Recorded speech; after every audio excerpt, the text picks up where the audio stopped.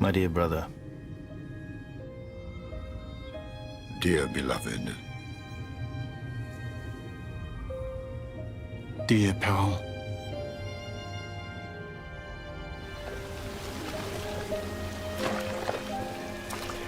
We have been walking for days, with almost nothing in our bellies. We're up to our knees in mud. Some men have even lost their shoes along the way, and are walking barefoot.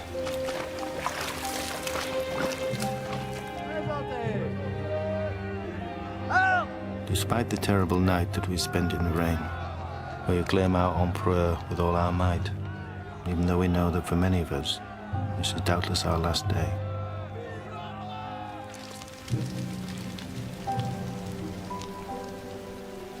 I could not tear my eyes away from that man. He had gained weight. His movements were ponderous and his face was closed. He was no longer the General Bonaparte of his early years. But he was still our emperor, the victor of so many battles. And yet the man was dragging us down with him. How was that possible?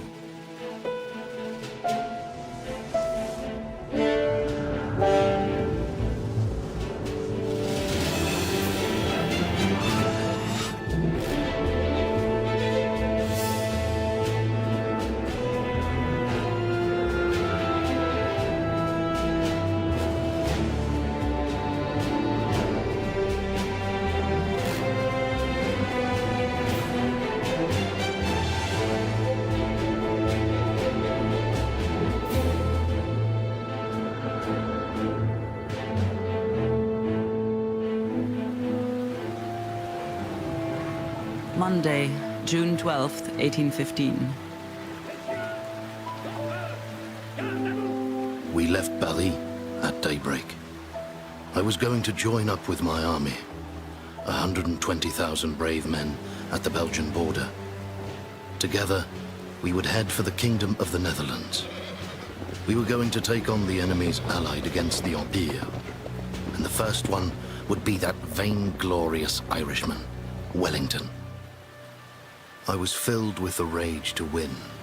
It would be my best campaign, the mother of all battles, my masterpiece.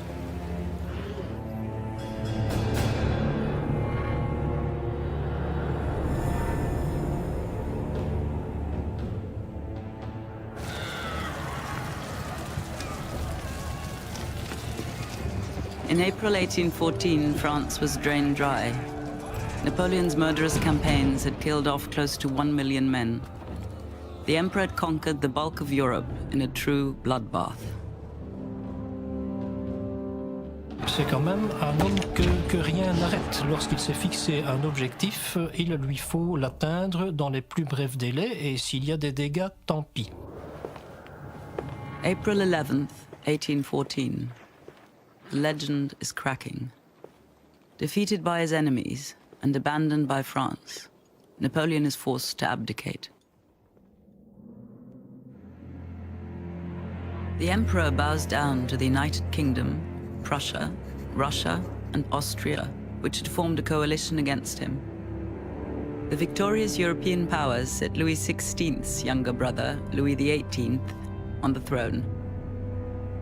Napoleon, for his part, was sent into exile on the island of Elba, off the Italian coast. The eagle is down on one knee, but he is not ready to fall. I shall return to fight these vainglorious kings until they bow down before the imperial eagle.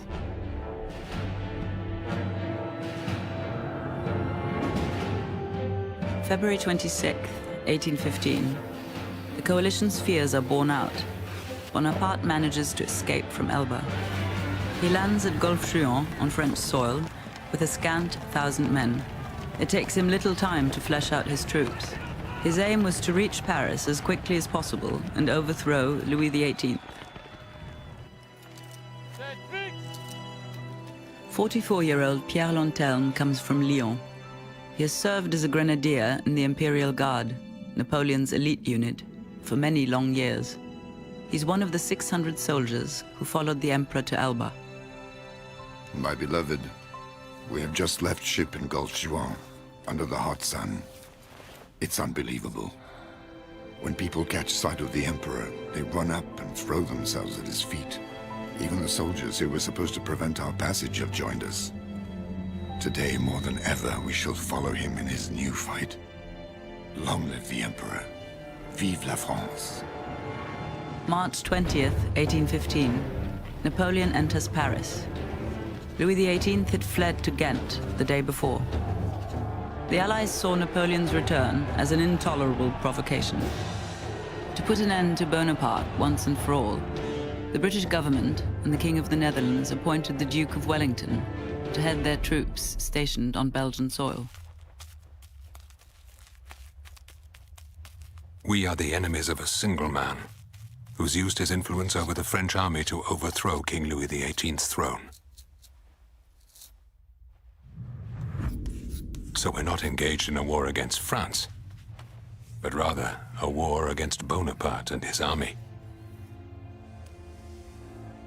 The reputation that Wellington had, and indeed still has, is that of a man who is fairly cold, who is fairly aloof, who is a thinker, who plans his maneuvers very carefully. He doesn't take many risks. He has nothing of the excitability and nothing of the Mediterranean warmth of Napoleon. All of Europe mobilized against Napoleon. France was caught in a vice. The Duke of Wellington's Anglo-Dutch army and Marshal Blucher's Prussian army in the north, the Russians, Austrians, and Piemontese in the east, and the Portuguese and Spaniards in the south. All in all, close to 1 million men were converging on France.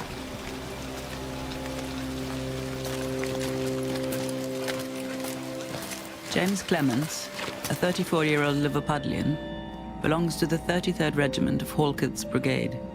A jobless former convict, he signed up as a foot soldier in 1814. He's been stationed on Belgian soil for several months. Acting under Wellington's orders, his brigade is getting ready to take on Napoleon's troops.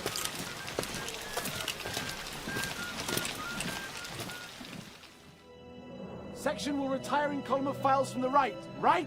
Peter, my dear brother, Face! by the time you get this letter, I may be dead. If only you knew how fed up I am with the army.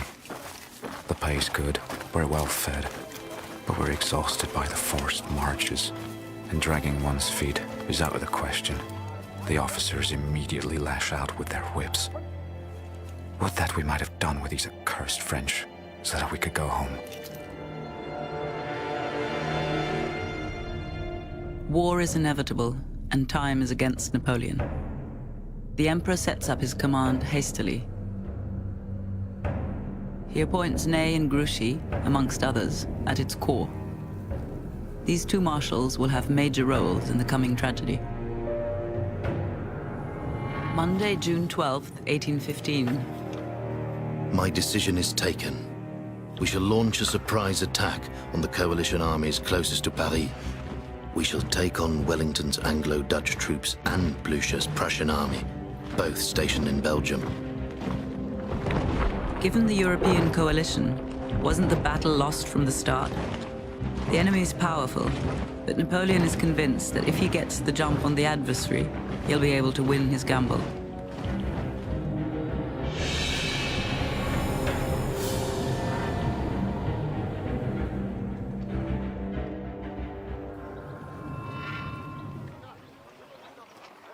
Wednesday, June 14th, 1815. Napoleon's army is stationed not far from the Belgian border. Marcel Lonquet, 34, comes from Tours. He's serving in the 8th Line Regiment of the French Infantry. My dear brother, I should have listened to you when I drew a bad number. I should have shot off my thumb or broken my front teeth.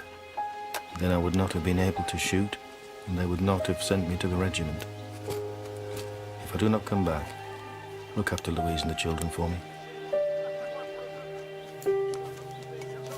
C'étaient des garçons qui n'avaient pas le choix, qui n'ont pas pu échapper à la conscription, qui se sont retrouvés complètement éloignés de leur famille, Et ce sont des garçons déracinés qui n'ont plus qu'une seule attache, c'est leur régiment, et qui ne voient plus très bien comment mener leur vie autrement qu'en restant dans la solidarité régimentaire. Et puis certains ont pu tout simplement se laisser entraîner par le mouvement bonapartiste.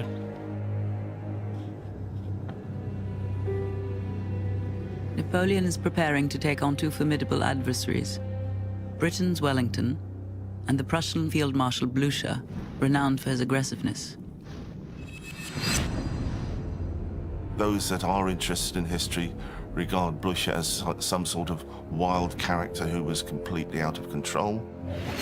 He was also a very aggressive hussar commander, cavalry commander. He was described as martial forwards.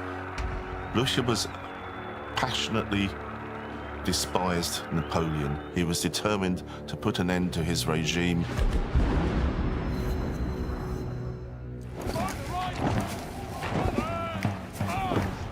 Wellington and Blücher's forces totaled 215,000 men. Napoleon's army of 120,000 men is thus smaller than the enemy's combined forces, but greater than each of them. The Emperor will thus try to keep Wellington and Blücher's armies separate, to beat them one at a time. A risky plan that depends on speed of execution and unquestionable victories.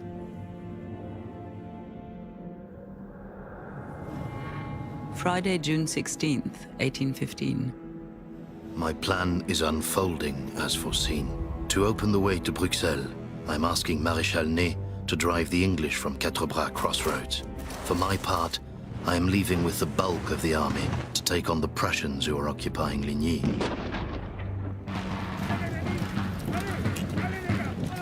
Amongst these men ready to fight for France is Jacques Desmoulins, 24, a Belgian from Braine-l'Alleud, a few miles from Waterloo. He, too, had been a foot soldier in the 8th Line Regiment since 1813, when Belgium was still part of France.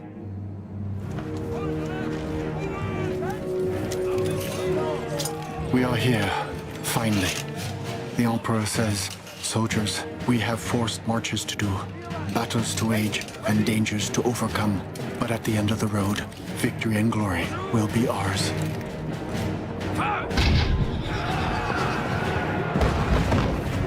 We thought it was just a rear guard, but the entire enemy army was attacking us.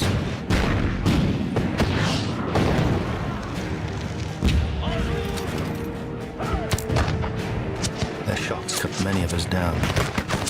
Dozens of camarades fell beside me. I hope that I won't end up cannon fodder in this war.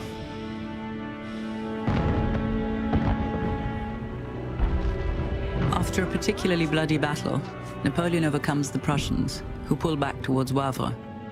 As for Marshal Ney, whilst he failed to crush the English, he mauled them enough to make them pull back towards Waterloo, albeit at the cost of heavy losses. But on this day, June 16th, Bonaparte makes a big mistake. He gives no order to pursue the Prussians, whom he's certain to have annihilated. That was a serious mistake, for old Blücher has not had his last word. Napoléon n'organise pas immédiatement cette poursuite et il va laisser une demi-journée d'avance aux troupes prussiennes et cette demi-journée, elle ne sera jamais rattrapée parce que, à certains moments, on ne saura même pas où sont les Prussiens. Not until the next day, Saturday, June 17th, does Napoleon make up his mind to send Marshal Grouchy after the Prussians. But the orders are not very clear.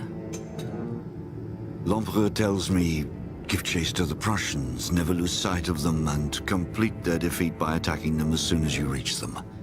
I pointed out to him that if the Prussians had continued their retreat throughout the night, they already had 15 to 16 hours march on our troops. N'importe quel commandant de troupes pouvait comprendre qu'il fallait essayer de recoller aux Prussiens et de les empêcher de pouvoir rejoindre Wellington, mais les ordres sont venus très tard.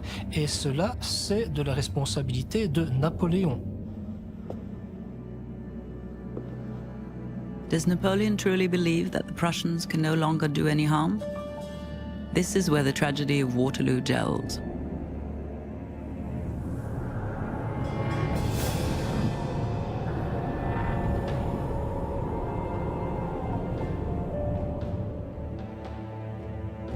Saturday, June 17th, 7 a.m. Wellington positioned himself at Mont-Saint-Jean, a stone's throw from Waterloo, because he'd visited the place a year before. He knew that the terrain was ideal for the defensive battle that he foresaw. Het belangrijke punt, het is een helling. En Wellington heeft daar de mogelijkheid om zijn infanterie op te stellen op de achterhelling. En dan is de infanterie beveiligd tegen vijandelijk artillerievuur, want het schiet er overheen. Dat was een tactisch groot voordeel.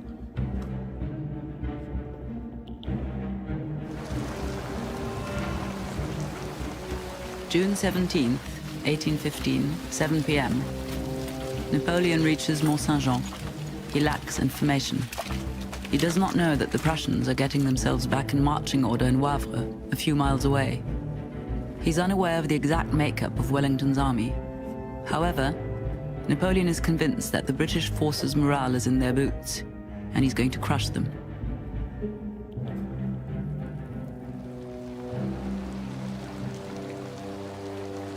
His only worry is the weather. Won't the rain and mud blunt the power of his attack? Night is going to fall. I order my troops to set up camp and to get some rest. My men have marched more than 30 kilometers in one day. They are exhausted and famished. But tomorrow, if the weather improves, we shall cook these Englishmen's goose. The Emperor sets up his headquarters at the farm known as Du Caillou. But his room is not ready, for the weather is so awful that his valet and his personal effects have been delayed.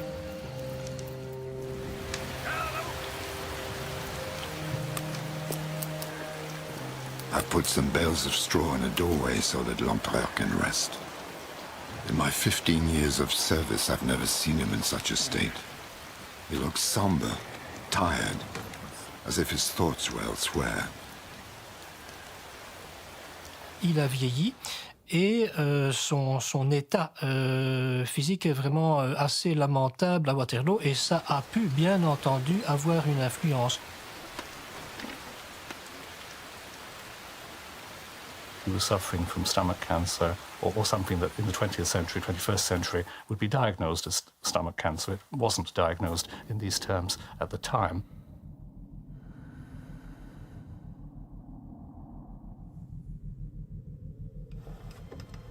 Whilst Napoleon tries to get some rest, Wellington is busy strengthening his positions. The three outposts in front of our lines must be strengthened, namely Hougoumont Farm on the left, La Haye-Sainte in the middle, and Papelotte Farm on our right.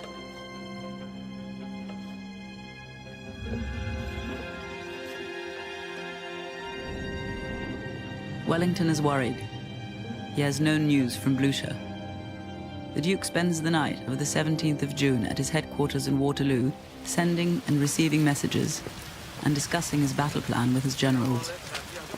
Meanwhile, his troops camp out in the rain. In times of war, looting the villages is commonplace.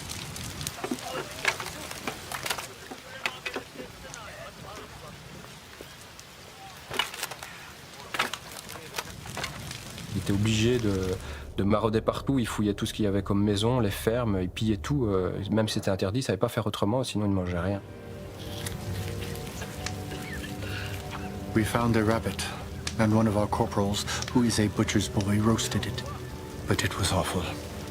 Lacking salt, he seasoned it with gunpowder. Tomorrow, we're going to fight on empty bellies. Luckily, we still have a little aquavita left.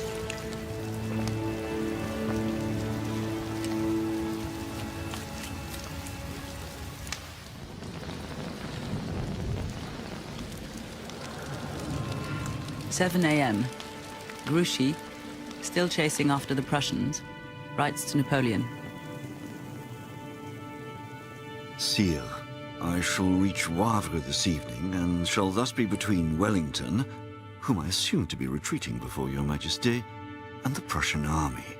I require instructions as to what your Majesty would have me do.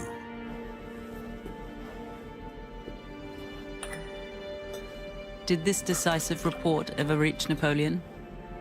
No one knows. Sunday, June 18th, 8 a.m. Napoleon is breakfasting with his generals. He seems to be ready to celebrate his victory. But his chief of staff is uneasy. He suggests the emperor call back Marshal Grouchy's 33,000-man force, busy pursuing the Prussians. To everyone's surprise, Napoleon refuses to do so.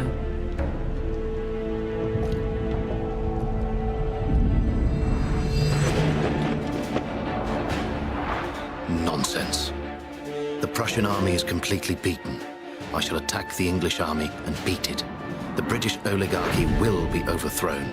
France will rise more glorious, more powerful and greater than ever. Messieurs, if my orders are carried out correctly, we shall sleep in Bruxelles this evening. Napoléon a l'air très confiant. Et en réalité, déjà s'élève une discussion. Faut-il rappeler le corps du général Grouchy? Faut-il faire marcher toutes les troupes contre Wellington? Et c'est un débat qui a commencé à la ferme du Caillou au matin du 18 juin et qui n'est encore pas terminé aujourd'hui.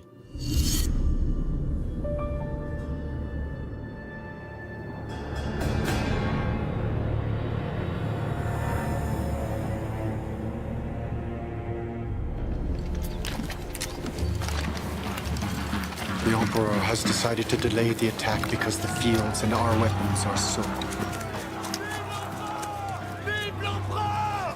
From where I stand, I have a clear view of the little crophead.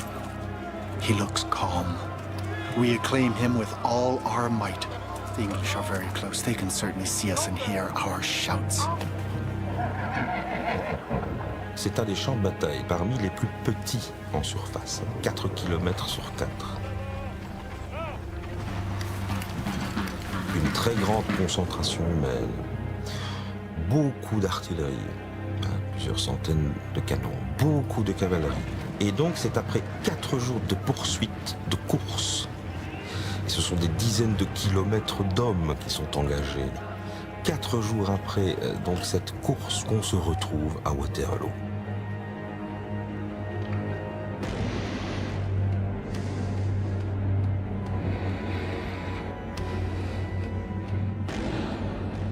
Ce sont des hommes qui sont épuisés, qui ont faim, qui ont sommeil, qui sont sales et qui vont se battre comme des lions. June 18th, 9:30 a.m. Wellington finishes positioning his troops on the Mont-Saint-Jean plateau.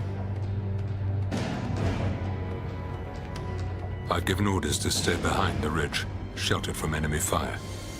Only Byland's brigade will be positioned in front of the battle line. Did Wellington knowingly sacrifice this unit to set a trap for Napoleon? The soldiers on both sides await for the order to attack.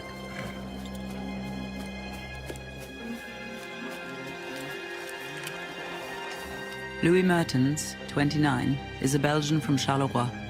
He fought for France until 1814. Mertens is now a foot soldier in a Dutch division, Bayland's brigade, and is gearing up, like it or not, to fight his former comrades in arms. We are in front of the lines, as if we were bait for the French. The idea of fighting against my former brothers in arms turns my stomach. I shall do what I have to, but nothing more. There's no question of taking risks just to please that Dutch officer.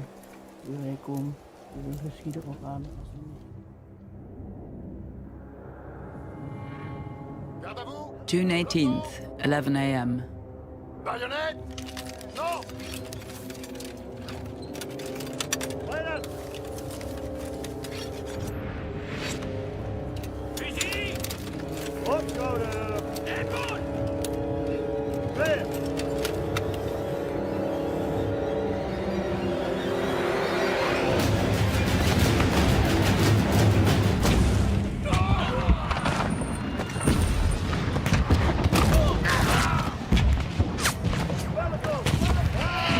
This is it.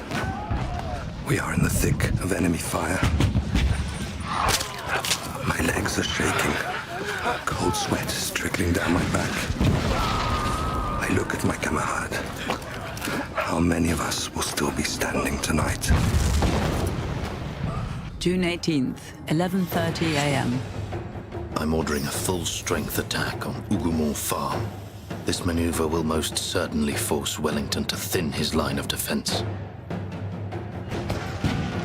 Ce qui aurait dû être une simple attaque de diversion sur les châteaux fermes de Goumont devient une attaque où les divisions qui sont engagées là attaquent vraiment à fond, sans souci des pertes. Chargez! Donc les pertes vont être terribles, alors que cet endroit n'était pas un objectif en lui-même.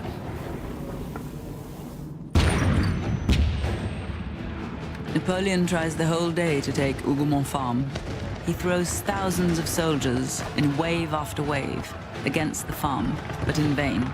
Their attacks founder against the tough British defense. June 18th, 1:30 p.m. Napoleon decides to launch a general infantry attack. 17,000 men in all are entrusted with breaking through Wellington's line of defense. The first column must take La Haye-Sainte, the farm held by the Allies. However, Wellington resists.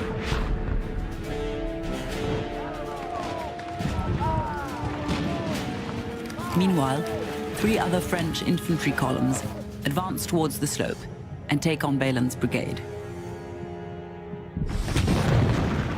Nothing seems to be able to stop the French.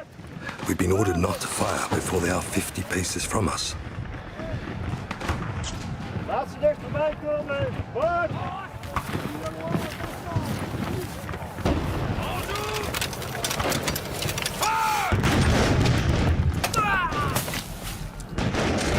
Le combat est très rapproché, c'est très lent aussi. On se voyait et on se tuait face à face, quoi. Le fusil a une distance de plus ou moins 100 mètres et il n'a aucune précision. C'est pour ça qu'on fait des tirs groupés. Ils étaient face à la mort et ils voyaient la personne qui tirait dessus. The French are at less than 50 paces.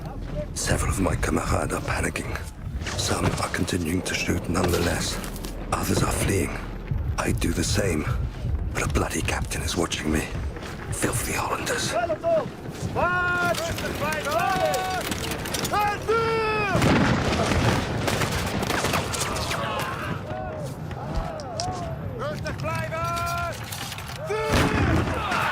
Voor wat betreft de brigade Bijland, die had het ongeluk opgesteld te worden op de voorhelling aan het begin van de veldslag. Daardoor komt die brigade onder direct artillerievuur te liggen.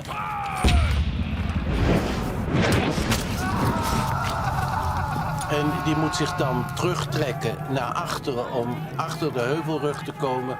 En dat terugtrekken, dat gebeurt niet op een geheel ordelijke manier. En wordt dan door degenen die het gezien hebben uitgelegd als een vlucht naar achteren. Wat niet terecht is.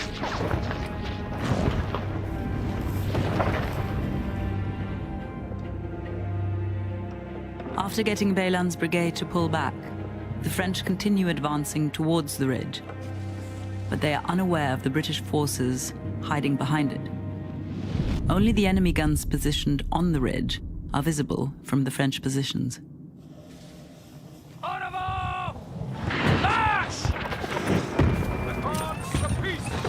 The mountain is bristling with their cannons. We are advancing in close ranks. Fear in our bellies. The Capitan has ordered us to take anyone who resists us with our bayonets.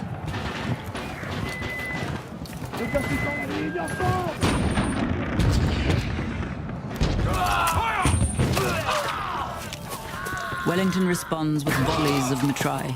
This type of ammunition is composed of small missiles and other scraps of metal that kill and wound everyone in their path. Fire!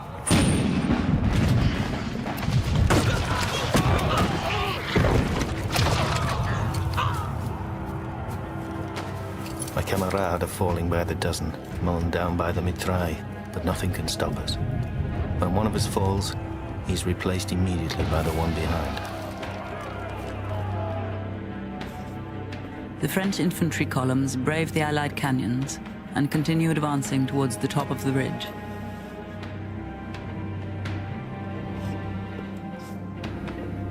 My My line of defense is threatened.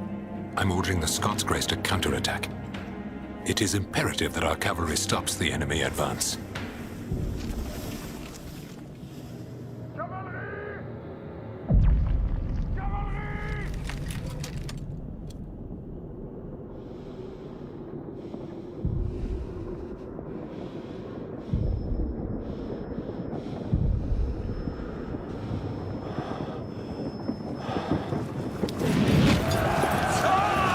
The enemy's cavalry suddenly falls upon us, their blades slashing and thrusting. Our column of foot soldiers is decimated in just a few minutes. The Scottish dragoons cross the Vale and even take on our cannons.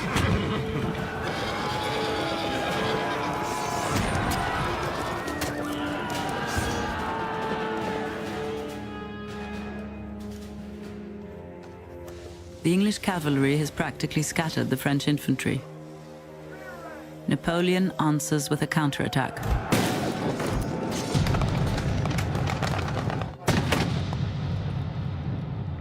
Vous imaginez 70 000 tirs de fusils à poudre noire, les vents ne dégagent pas cette fumée, et les Français se demandent où sont les troupes anglaises. Et en face, ils entendent le bruit, ils savent qu'il y a quelque chose qui arrive, mais ils ne savent pas qui.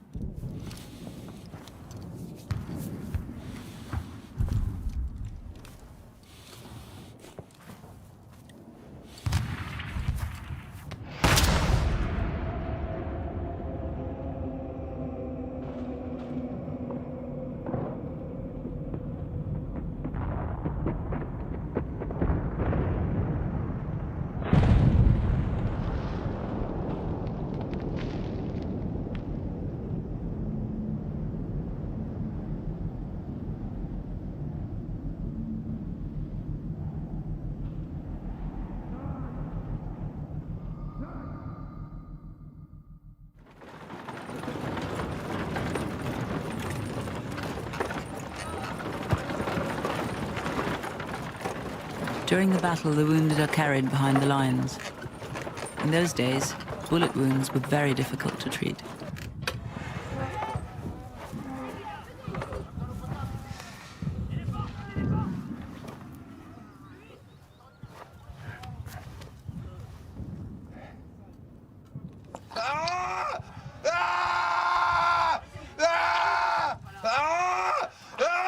La peur de l'amputation est parfois plus grande que la peur de la mort. Certains récits font état de soldats qui préféreraient mourir que d'être blessés, compte tenu du sort des blessés. They're afraid of being handicapped, of coming back and being useless for the rest of their lives, and the idea of being miserable. They've all seen old soldiers with one leg begging on market squares and the rest. It happened throughout the 18th century. That, I think, is what they fear, rather than death. Passe.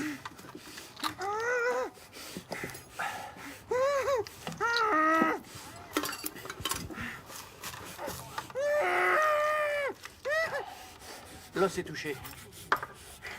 On ampute. Prenez. Couteau.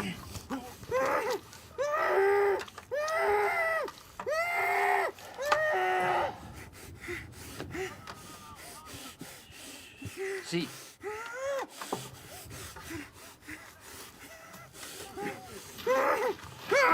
Tenez-le, bon sang.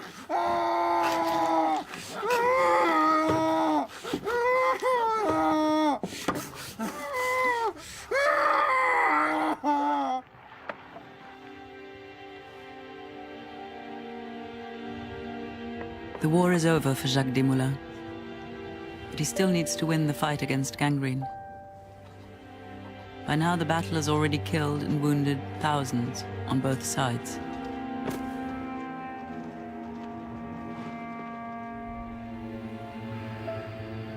In impossible situations, the full horror of seeing their comrades maimed by their side, horses neighing out of fear, the smell, the sound, the death on the battlefield, the suffering. How do you persuade men to throw themselves into battle?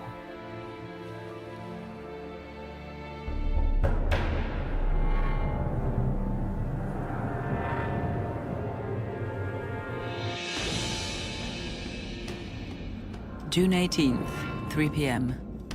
Napoleon has had heavy losses. His infantry attack has failed. The Allies' losses are also great. Blucher, for his part, has reorganized his troops in Wavre and is marching on Waterloo. He hopes to arrive in time to reinforce Wellington's armies. Prussian detachments are announced near the battlefield as of the early afternoon. Napoleon sends in a few reserves to contain them. However, what the Emperor doesn't know at that point is that the entire Prussian army is marching against him. Le grand drame au moment de la campagne de Belgique, c'est le renseignement, les communications. Tout au long de la campagne, on ne sait pas. On ne sait pas où se trouve l'ennemi, on ne sait pas ce que veut faire l'ennemi, et jusqu'au dernier moment, ni Napoléon ni ses généraux ne sauront exactement où sont les Prussiens. June 18th, 4 p.m. The arrival of the Prussian vanguard forces Napoleon to strike a major blow. We must concentrate our efforts to break the enemy lines. I order Maréchal Ney to take La Haye-Sainte at all costs. Napoleon hopes that with good artillery support, part of his cavalry will finally manage to take La Haye-Sainte and thus break through the middle of the English lines. The rest will then be able to pour into the gap and wipe out the enemy. But Ney doesn't wait for the cannons. He throws his entire cavalry, 10,000 armored horsemen, against the British.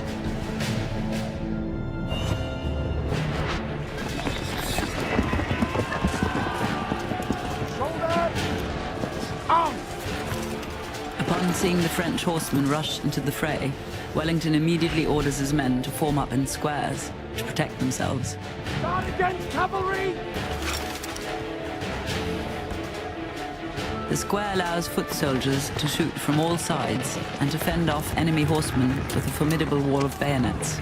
It's almost impossible to break through a square without artillery support. Hey, ready! Wait for it, boys. Each shot counts. We've been ordered to aim at groups only, not isolated horsemen. Our officer tells us, don't shoot at the riders. They're wearing cuirasses. Aim at the horses, because they're easier to hit, and their corpses will create obstacles.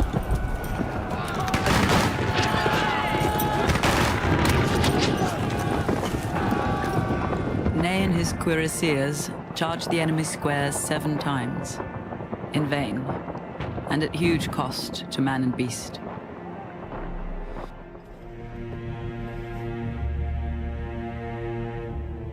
L'analyse du commandement à la bataille de Waterloo tend à dire que Napoléon n'a pas commandé l'armée française à la bataille de Waterloo, qu'en réalité, il a laissé ses subordonnés prendre des décisions, et notamment le maréchal Ney. Et le départ des charges de cavalerie montre bien que Napoléon n'a pas la situation et n'a même pas son armée en main au moment de la bataille de Waterloo.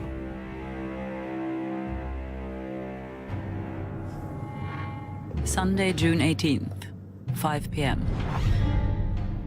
Napoleon learns that the Prussian army has just poured into the village of Plancenoit, 2 miles from the battlefield. He's stupefied. The Emperor sends out 15,000 men to stop them. Too few to deal with Blucher's men. Napoleon is forced to dip into his reserves to take the village back from the Prussians. Meanwhile, the battle continues to rage on the main front. After bitter fighting and many losses, Napoleon finally manages to wrest the key positions from the enemy line. Wellington is struggling to contain the French advance. He's still waiting for Blucher's reinforcements. The French are gaining ground. Our situation is very critical. Give me Knight or Blucher. –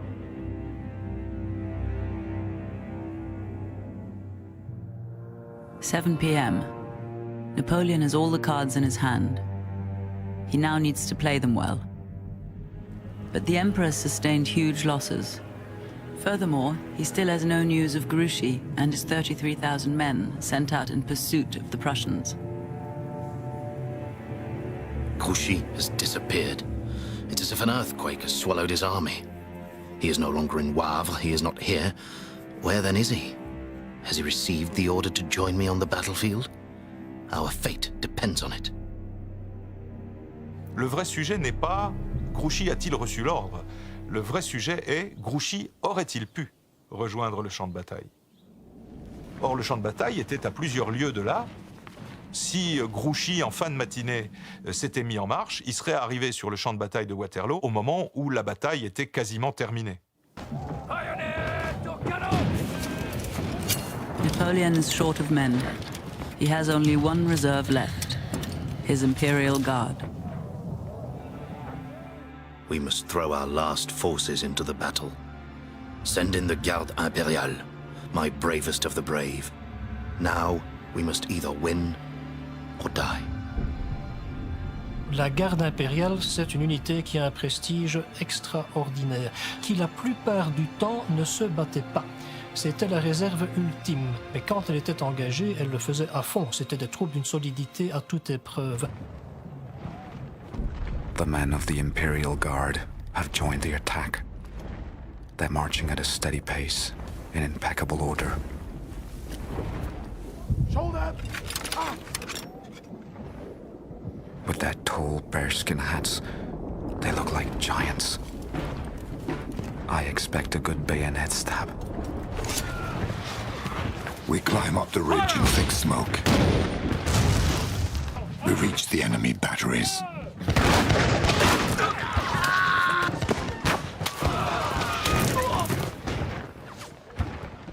We retaliate as best we can, but for how much longer?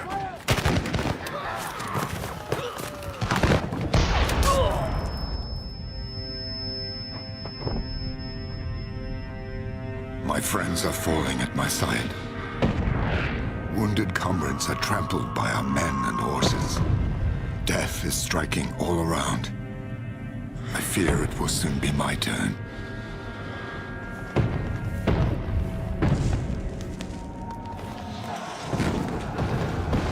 June 18th, 8 p.m. The Prussians pour onto the battlefield and attack the French troops.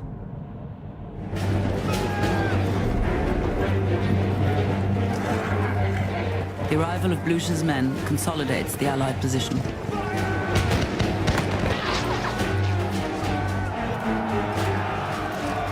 Blücher est arrivé à temps, mais il s'en est vraiment fallu de peu. C'est grâce à cela, à ce renfort vraiment presque miraculeux, que les troupes de la garde ne parviennent plus à progresser.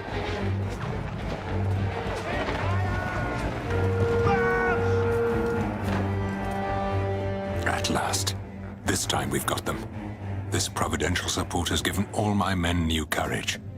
I order an all-out attack.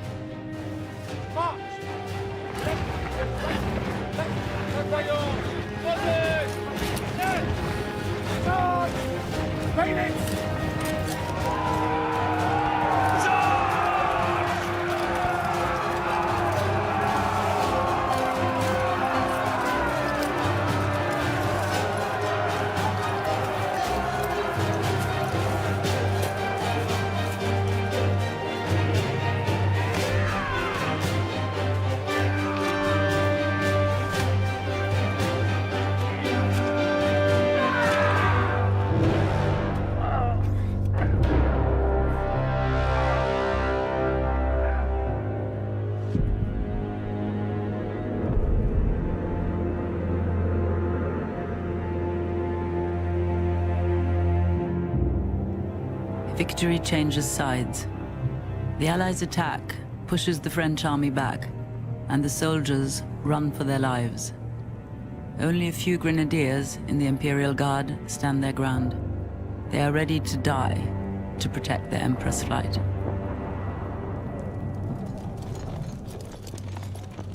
La garde-mort et ne se rend pas!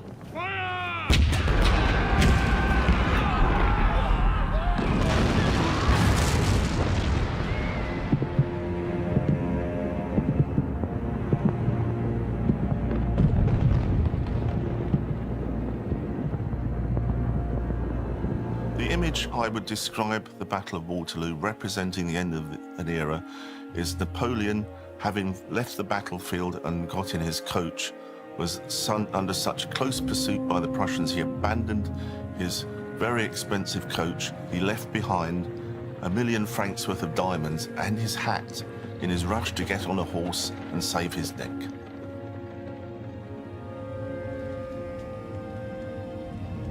It's 10 p.m.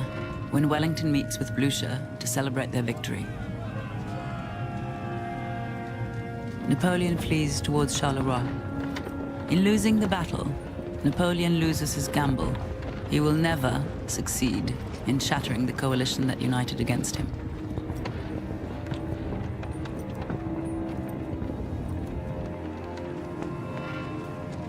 Morning of June 19th, 1815. We rose early to look for our camarades amongst the dead and the dying. But human vultures had already stripped the corpses bare. Watches and purses have disappeared, as have their clothes. The heartless looters even finish off the soldiers who are still alive. I even saw some pulling teeth from the mouths of the youngest victims. They say the dentures are selling well. The Battle of Waterloo was a slaughter. 11,000 fatalities, 35,000 wounded, and 10,000 horses killed in just one day. Napoleon fought his last battle. Back in Paris, the emperor's forced to abdicate. The coalition countries restore Louis XVIII to the throne a few days later. Wellington, for his part, goes home in a halo of glory. He too has fought his last battle. After Waterloo, he goes into politics.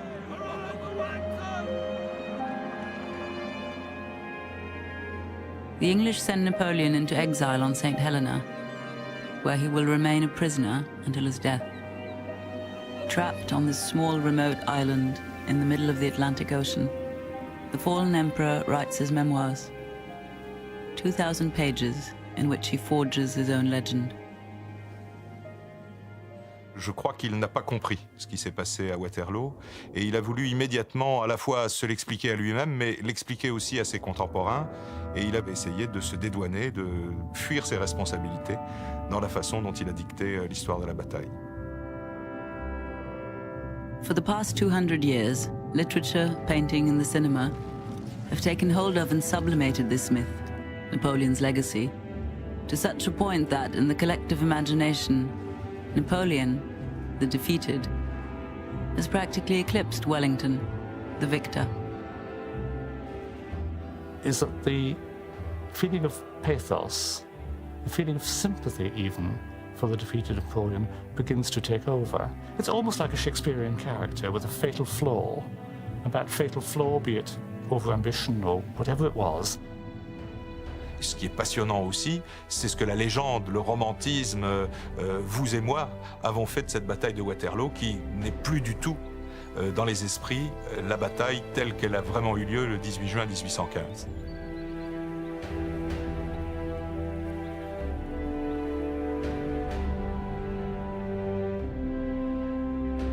Jacques Desmoulins died of gangrene on July 7th, 1815.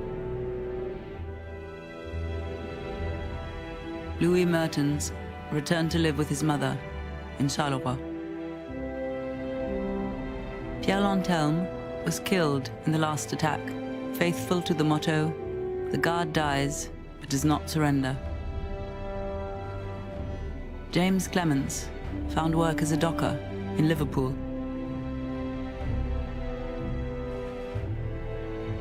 Marcel Lanquet returned home to his wife and children. He was awarded the Medal of St. Helena in 1857.